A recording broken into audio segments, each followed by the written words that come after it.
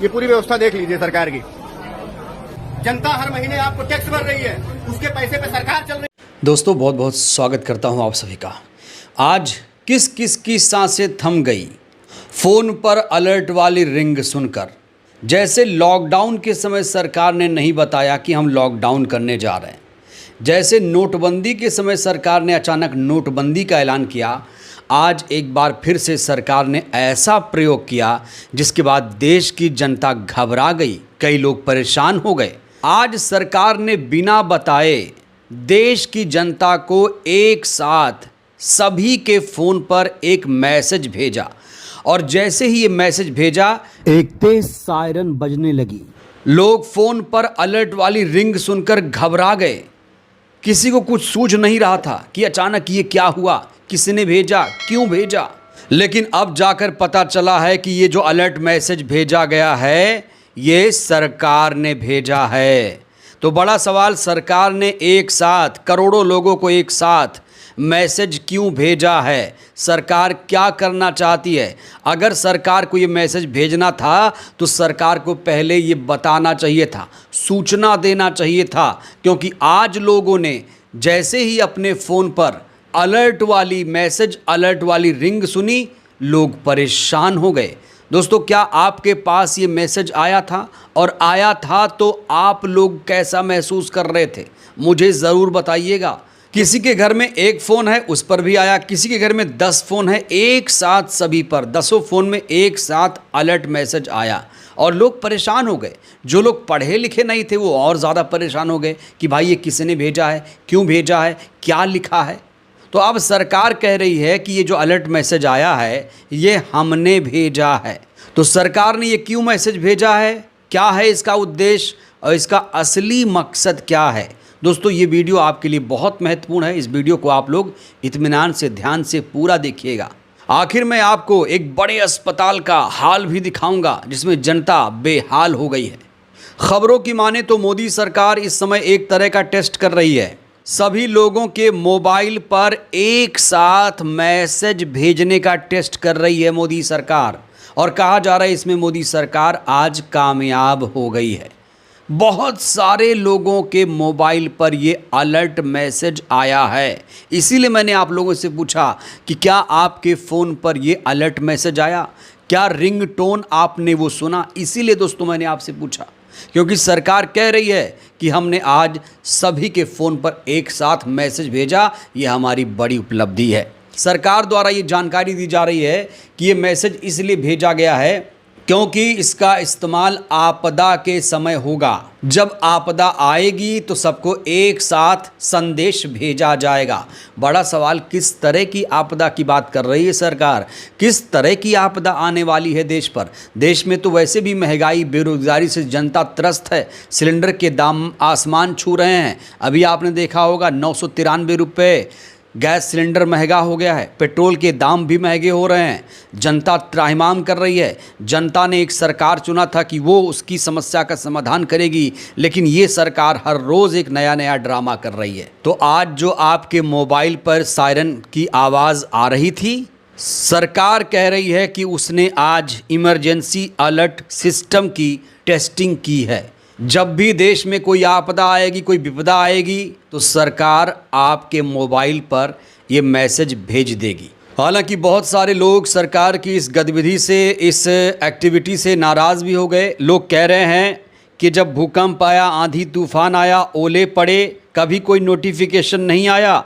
लोग नाराज़ होकर कह रहे हैं कि ये मोबाइल को हैंग करने का प्रयास है। हम मोबाइल को कैसे कंट्रोल कर सकते हैं, इसके अलावा कुछ नहीं। कहा जा रहा है कि सरकार मोबाइल को हैंग करने का प्रयास कर रही है। सरकार अपनी ताकत जनता को दिखाना चाह रही है कि देखो हमारी पहुंच तुम्हारे तक है। हालांकि लोग तंज भी कस रहे हैं। सोशल मीडिया पर लोग यहां तक कह रहे हैं कि ये कोई नया खिलौना खरीदा है पेगासस जैसा, उसका ही कोई टेस्ट सरकार कर रही होगी। तो नोटबंदी का पहले अचानक ऐलान किया, लॉकडाउन का अचानक ऐलान किया और आज जब मोबाइल पर अलर्ट आ गया, सायरन बजने लगा, जब लोग परेशान हो गए, तब जाकर सरकार ने एक महत्वपूर्ण सूचना आप सबके सामने साझा की।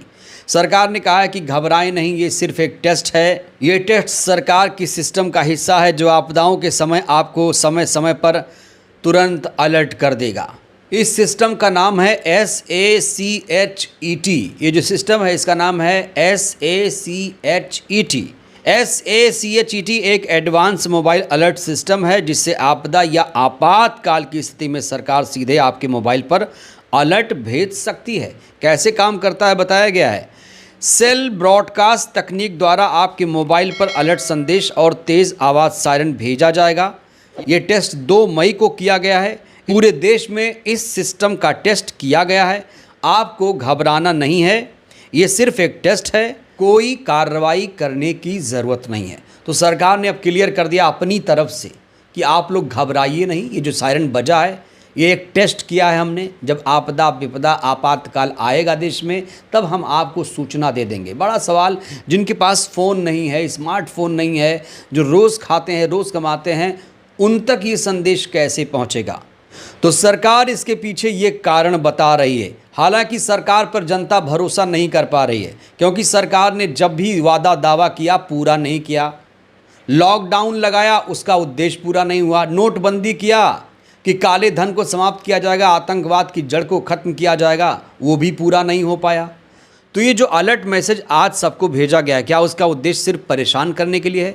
आपदा विपदा तो देश में ही है। महंगाई से बड़ी विपदा क्या हो सकती है? बेरोजगारी से बड़ी आपदा क्या हो सकती है? इन आपदाओं विपदाओं को सरकार कब ख़त्म करेगी, ये बहुत बड़ा सवाल है।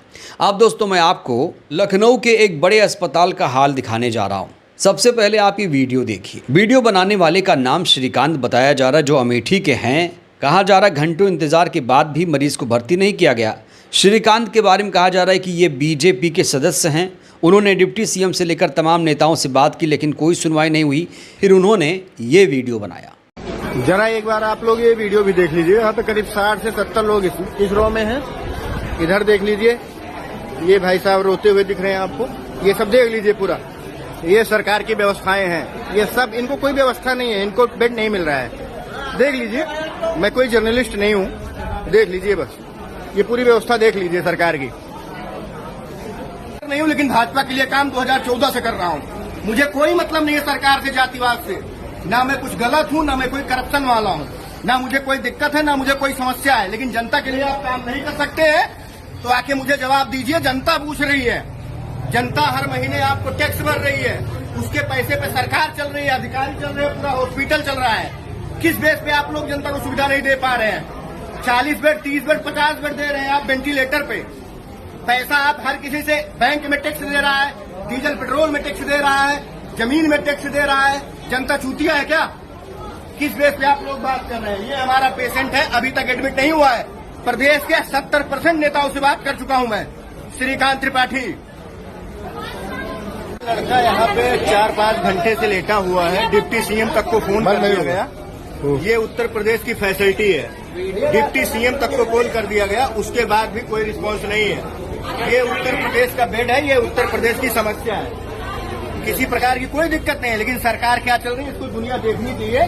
4-5 घंटे से यहाँ लड़का लेटा हुआ है। डिप्टी सीएम तक ये पीआरओ को फोन किया गया, कोई फैसिलिटी नहीं है। डिप्टी सीएम स्वास्थ्य मंत्री हैं उत्तर प्रदेश के, उनकी ये कैपेसिटी है। इतनी बड़ी पब्लिक, इतना बड़ा प्रदेश, उसके बावजूद बेड के हालात ये है। इतने मरीज यहाँ पड़े हुए हैं, एक बार कैमरा घुमाइए। इतने मरीज यहाँ पे पड़े हुए हैं, किसी की कोई सुनवाई नहीं है। सरकार जनता से चल रही है, जनता सरकार से नहीं चलती है। उसके बाद में एक भी मैं खुद भाजपा के लिए 2014 से काम कर रहा हूँ। उसके बाद भाजपा के हालात है, देख लीजिए आप सभी। कैमरा घुमा दीजिए चारों तरफ। हाँ, उज्जवला पेशेंट लेटा हो। जनता के क्या हालात है सबको दिखाइए। ये जनता के हालात हैं। अगर कोई एक्सपायर हो जाता है, कोई मर जाता है तो सरकार किस लिए है? सरकार का कोई काम नहीं है। सरकार सिर्फ वोट बैंक के लिए है। तो सरकार को स्वास्थ्य सेवाओं पर भी ध्यान देना पड़ेगा, स्कूलों पर ध्यान देना पड़ेगा, सड़कों को सही करना पड़ेगा। ये भी किसी आपदा विपदा से कम नहीं।